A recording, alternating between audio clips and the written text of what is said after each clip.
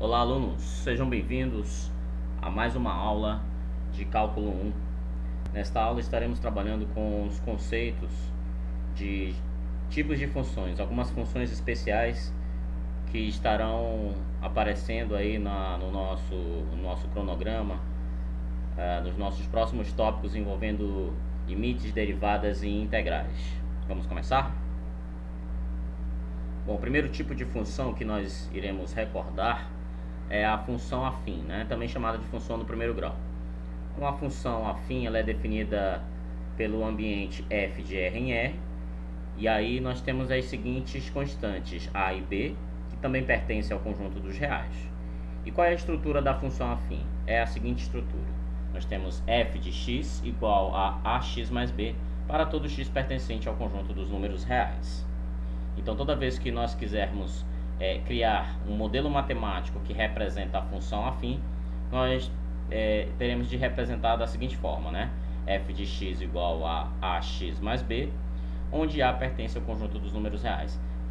Então, o que vai determinar que a função afim de fato possa existir é o coeficiente A, o coeficiente que acompanha o valor de x. Ele tem que ser diferente de zero para caracterizar que nós possamos ter função afim.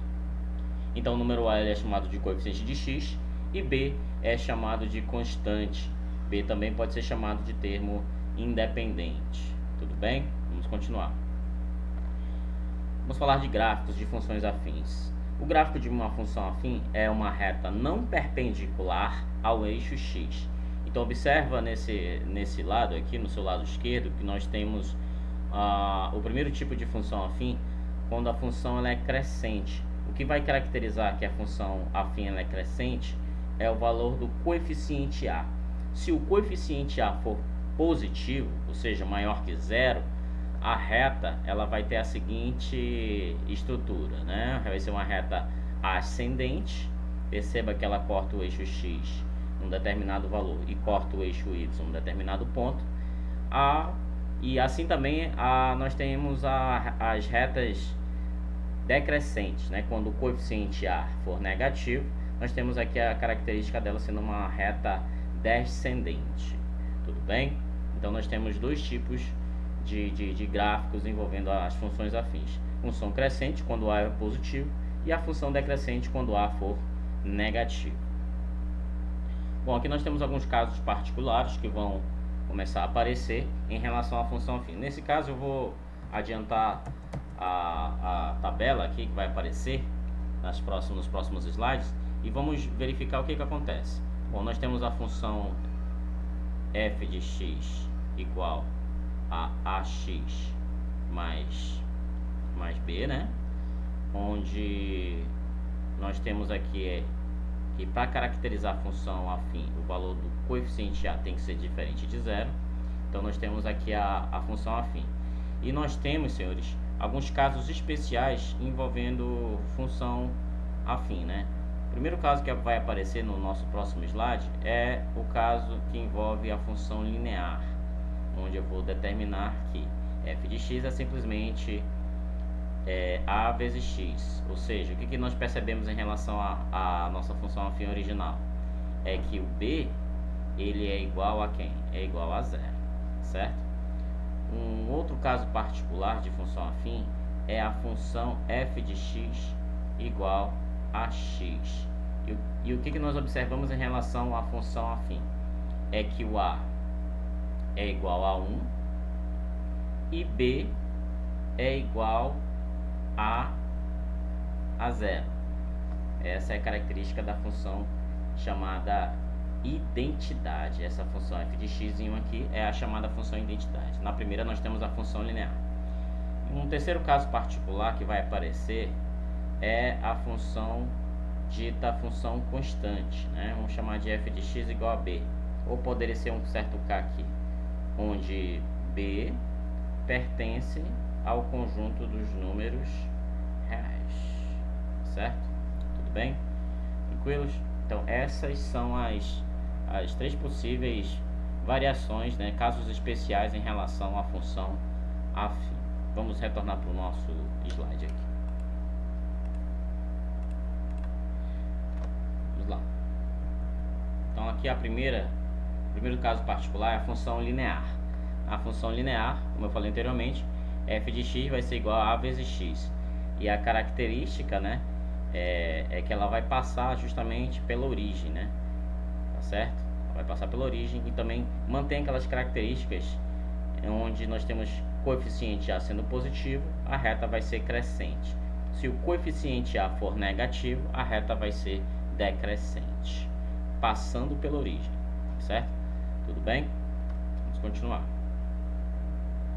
Aqui nós temos a função identidade, né? Na função identidade, nós temos que a f de x é igual a x. O gráfico vai ser uma bissetriz do primeiro e terceiro quadrante. Perceba, pessoal, que a característica fundamental aqui são os nossos pares ordenados, em que se x é igual a 1, y vai ser 1. Se x é igual a 2, o valor de y vai ser igual a 2. Então, a propriedade que caracteriza a função identidade é que os pontos dos nossos pares, na verdade as coordenadas dos pontos dos pares ordenados dos nossos pontos serão sempre iguais. As coordenadas são iguais. Se as coordenadas são iguais, caracteriza a função identidade. E o gráfico ele é chamado gráfico da bissetriz dos quadrantes ímpares, né? Porque ela passa aqui justamente pelo primeiro e pelo terceiro quadrante. O domínio é real e a imagem também é real, ok? Vamos continuar.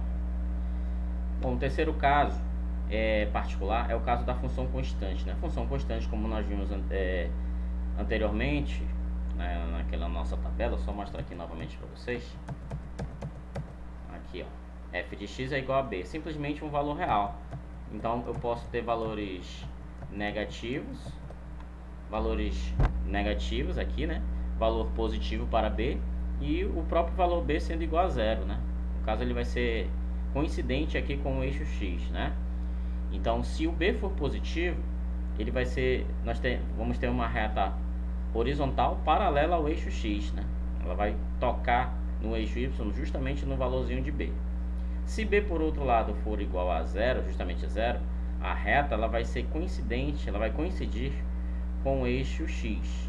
Se por outro lado b for negativo, nós vamos ter uma reta horizontal, né? Paralela ao eixo x, mas abaixo da origem, tá certo? Tudo bem? Então isso aqui é a chamada função constante. Nós temos aqui um exemplo de gráficos da função afim.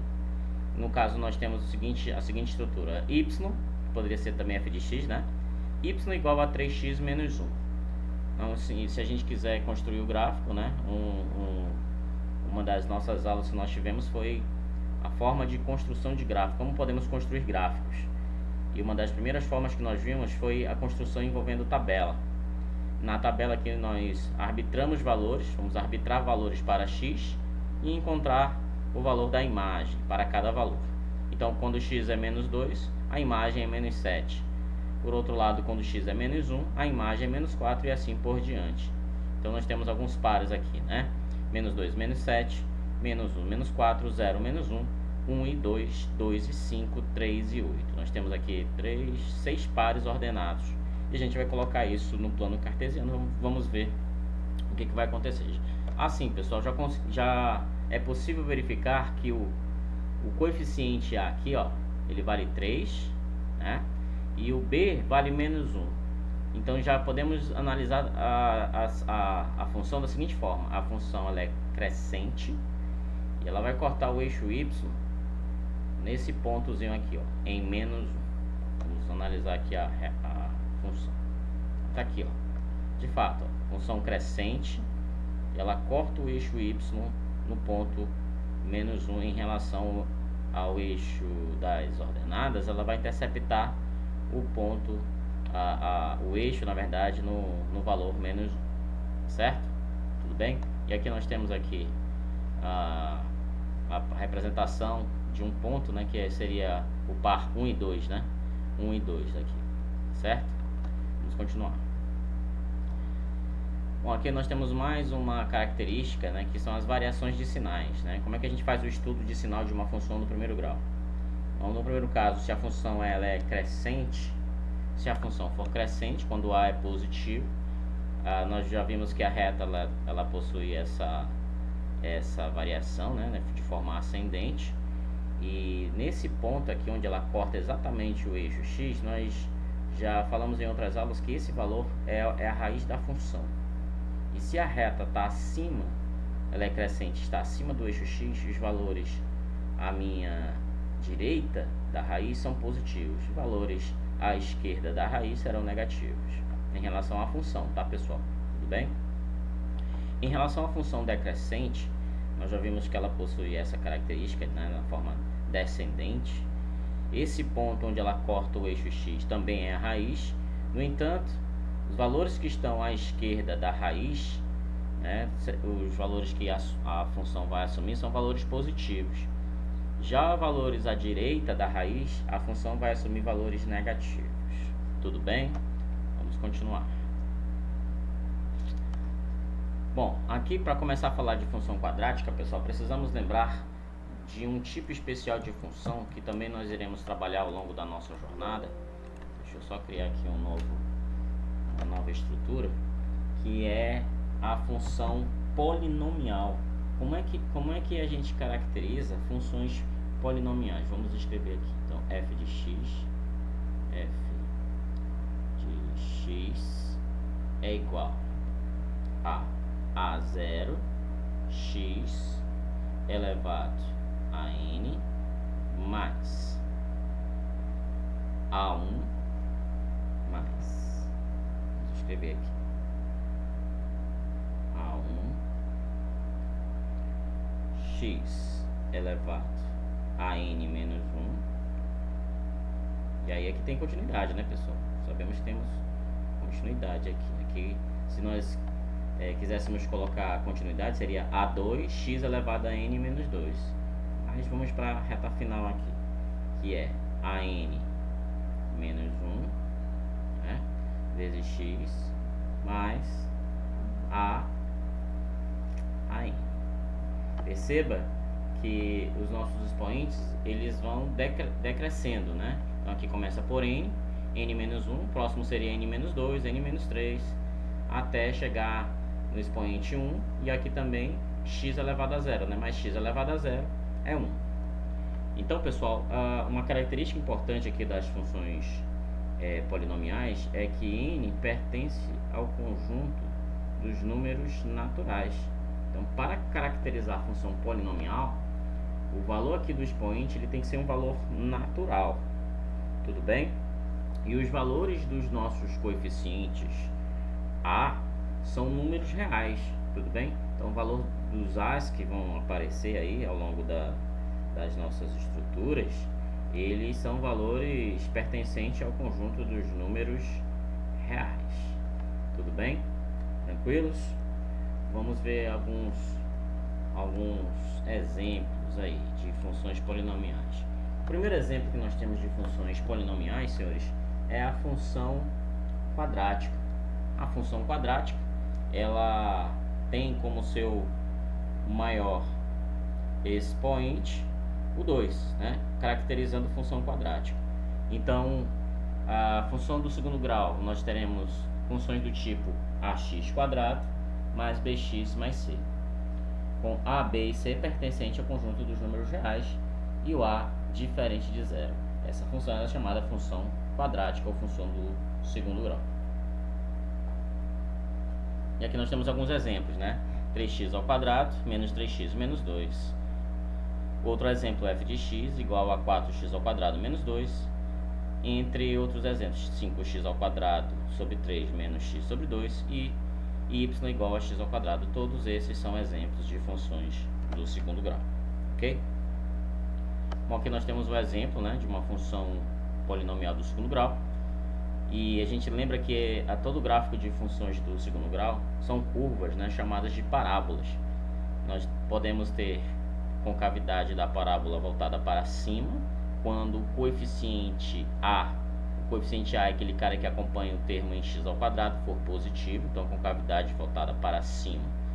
E aqui nós fizemos aqui a representação do gráfico por meio de uma tabela novamente, né? Projetamos aqui arbitramos, na verdade, alguns valores para x e encontramos a sua devida imagem. Então, para x igual a menos 3, a imagem é 6. Para x igual a menos 2, a imagem é 2. Para x igual a menos 1, a imagem é 0 e assim por diante. Vamos ver aqui o primeiro par, menos 3 e 6. Menos 3 e 6, bem aqui, ó. Menos 3 e 6, de fato. Menos 2 e 2, menos 2 e 2, bem aqui. Menos 1 e 0, bem aqui. E entre outros aí, né, que nós temos aqui no nosso exemplo. Vocês podem conferir com mais detalhes dando pausa aí no vídeo, tá certo? Então, fazendo aqui a projeção desses pontos que nós encontramos, né, desses pares ordenados, nós vamos obter essa parábola com concavidade voltada para cima. Tudo bem? Vamos continuar. Nós temos aqui, pessoal, a forma de encontrar os zeros ou as raízes da função. Perceba no gráfico anterior que a nossa parábola ela vai cortar o eixo x em 2 pontos, né? Onde é que y é igual a 0? Nós lembramos que para achar as raízes basta que você pega a função e iguala a 0, né? Então, quando y for 0, nós temos aqui como raízes menos 1 e quem? Menos 1 e 0, né? Então, ela passa pela origem e passa aqui, ó, pelo ponto menos 1 e 0. Menos 1 é uma das raízes aqui, certo? Tudo bem? Então, é nesse ponto que a parábola, né, vai cortar o eixo x. E nós temos também um outro detalhe, né, que nós vamos ver daqui a pouquinho, que é o vértice, né? Vamos ver daqui a pouquinho. E aí vem aquela nossa velha fórmula, né? Fórmula de Bhaskara, onde x é igual a menos b, mais ou menos raiz quadrada de delta sobre 2a, onde o discriminante delta é dado por b ao quadrado menos 4 vezes a vezes c. Tudo bem? Tudo bem até aí? Aqui nós temos uma análise dos zeros ou as raízes da função, né? Então nós temos alguns casos especiais aqui. Olha só. Se o discriminante delta for positivo e além disso o coeficiente a for positivo também, a concavidade está voltada para cima e a parábola ela vai cortar o eixo x em 2 pontos distintos, né? Se por outro lado o discriminante for positivo e o coeficiente a for negativo, a concavidade está voltada para baixo, mas de fato também ela vai cortar o eixo x em 2 pontos distintos. Se por um acaso o discriminante for igual a 0, a parábola ela vai cortar o eixo x em um único ponto, né? Porque eu vou ter 2 raízes reais e iguais. Consequentemente, se o coeficiente a for positivo, essa parábola tem concavidade voltada para cima. Se a parábola tiver concavidade voltada para baixo, significa que o coeficiente a é negativo. E o discriminante ainda sendo igual a 0, vou ter 2 raízes reais iguais. A parábola ela vai passar por um único ponto aqui em relação ao eixo x. Dizemos aqui que ela é uma secante, né? Secante não, uma tangente em relação ao eixo x. Se por outro lado o discriminante é menor que 0, então não vai existir raízes reais, né, pessoal? Então a parábola ela vai passar por fora aqui do eixo x. Se o coeficiente for positivo, concavidade voltada para cima. Por outro lado, se o coeficiente a for negativo, concavidade da parábola voltada para baixo. Tudo bem? Vamos continuar. O vértice, né, como eu falei agora há pouco, o vértice da parábola indica o valor de máximo ou o valor mínimo que a função pode atingir. Então, nesse caso, o vértice V é o ponto de interseção da parábola com seu eixo de simetria. E o vértice V, pessoal, ela vai ter 2 coordenadas, né? X do vértice e Y do vértice. Onde a primeira coordenada, X do vértice, é dada pela seguinte fórmula, né? Menos B sobre 2A e o Y do vértice menos delta sobre 4A. Tudo bem? Aqui nós temos um exemplo, né, para esboço do gráfico envolvendo as raízes e o estudo do vértice, né, análise envolvendo o vértice aqui. E aí ele faz o encontro das raízes, né, então 2x ao quadrado menos x menos 1, para você treinar aí o estudo das raízes, basta que você pegue esta função igual a 0 E aí você vai ter como as raízes 1 e menos 1 sobre 2. Já para o vértice, aplicando na fórmula anterior, né, x do vértice menos b sobre 2a, você vai encontrar 1/4. E y do vértice sendo menos delta sobre 4a, você vai encontrar menos 9 sobre 8. E aí, fazendo essas projeções, observa que em relação às raízes x1 e x2, a parábola ela vai cortar o eixo x justamente nesses dois valores, né? X igual a menos meio e x igual a 1. A parábola corta o eixo x nesses dois pontos. Observe que o coeficiente A ele é positivo. Se ele é positivo, a concavidade da parábola está voltada para cima. E o vértice vai ser, vamos ter como coordenadas o seguinte ponto, né? 1/4 menos 9 sobre 8. 1/4 menos 9 sobre 8. Tudo bem? Vamos continuar.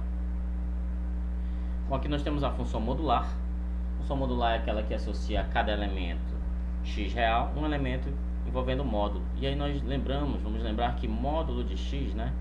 Ele é dado pela seguinte estrutura. É x se x for maior ou igual a 0 e menos x se x for menor que 0. Tudo bem? O gráfico é semelhante ao gráfico de f de x, sendo que a parte negativa do gráfico será refletida sempre para um f de x positivo. Tudo bem? Aqui nós temos um exemplo, né? F de x igual a módulo de x ao quadrado menos 4. Perceba que seria a representação de uma parábola se fosse completo, né? Mas como é função modular, ele só vai pegar a estrutura aqui acima aqui do eixo x, né? Só essa estrutura que está de azul. Você pode fazer isso graficamente com o GeoGebra, ok?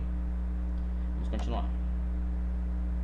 Função exponencial. Função exponencial significa qualquer função f de r em r dada pela seguinte lei: f de x igual a elevado a x, onde a é positivo e o a tem que ser diferente de 1. Nós temos dois tipos de representações gráficas das funções exponenciais.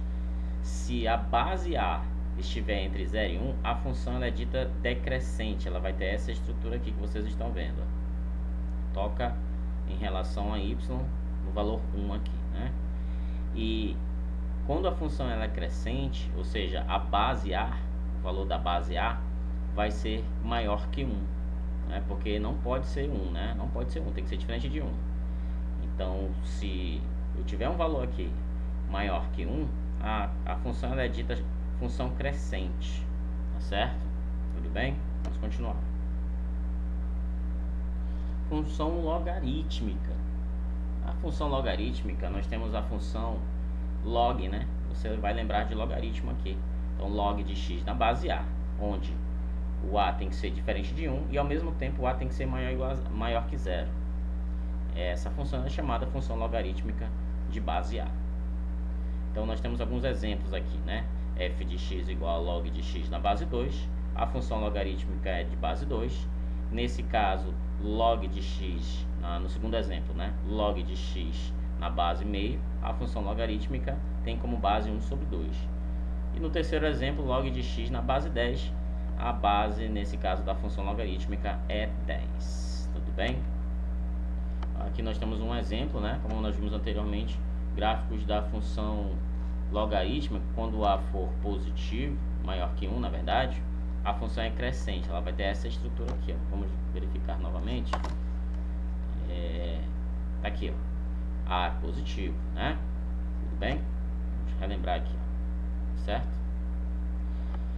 Então, log de x na base 2 se o a for positivo. E aí nós atribuímos valores para x aqui, 1 sobre 4, 1 sobre 2, 1, 2 e 4. Certo? Aplicando aqui, nós vamos ter 2 log de x na base 2 igual a y. Você vai pegar o 2 elevado a y igual a x, né? Então, 2 elevado a y igual a 1 sobre 4. Transformando 1 sobre 4 na base 2, é 2 elevado a menos 2. Se as bases são iguais, os expoentes são iguais, então y é igual a menos 2. Da mesma forma, eu faço para x igual a meio. Quando você tiver base não, quando você tiver logaritmando igual a 1 sobre 2, e a base for 2, você vai pegar 2 elevado a y, que é a base, né? 2 elevado a y, igualar ao logaritmando, que é 1 sobre 2. Transformando 1 sobre 2 na base 2, vai dar 2 elevado a menos 1. Se as bases são iguais, os expoentes serão iguais. Então, y igual a menos 1. E assim por diante, né? Então, projetando isso aqui no gráfico, nós vamos ter os seguintes pares, né? 1 quarto é a imagem menos 2, 1 sobre 2 é a imagem menos 1, e assim por diante. Tudo bem?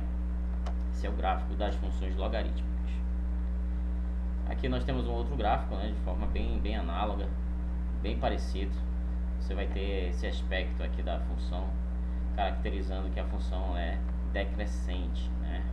Em relação à base A, a base está entre 0 e 1, certo? Tudo bem? Então, da mesma forma que nós fizemos, tá, pessoal? Atribua valores para x e ache as imagens, ok? Bom, temos algumas observações em relação à função logarítmica. Nos dois exemplos, podemos observar que o gráfico não intercepta o eixo vertical. O gráfico corta o eixo horizontal no ponto 1 e 0, que é a raiz da função x igual a 1. O y assume todos os valores reais. Finalizamos a nossa aula por aqui. Até a próxima.